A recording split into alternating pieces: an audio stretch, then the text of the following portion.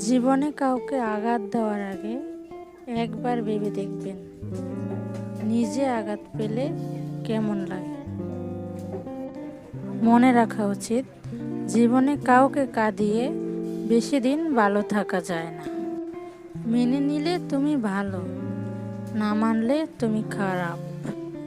মুখ বুজে সহ্য করলে তুমি ভদ্র, মুখের উপর জবাব দিলে তুমি অভদ্র।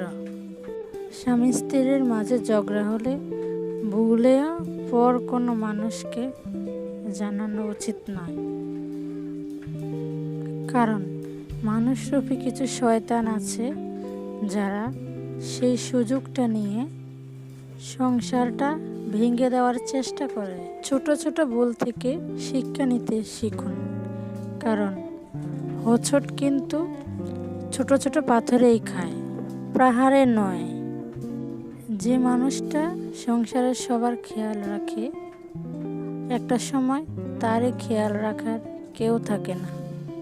কিছু কিছু মানুষ আছে যারা ভাবে আমাকে ছাড়া ওর বাঁচা সম্ভব নয়, তাই তাদের যা ইচ্ছে তাই করে। সে মানুষটি হয়তো সেটা জানে না যে সে মানুষটা ধৈর্য ধরতে ধরতে এক সময় তার ধৈর্যের সীমা পার হয়ে যায়, তখন সে সব কিছু ত্যাগ করতে পারে। মানুষ পথর মূল্য তখন বুঝতে পারে যখন দেখে নির্জন রাস্তা কুকুর ধরেছে।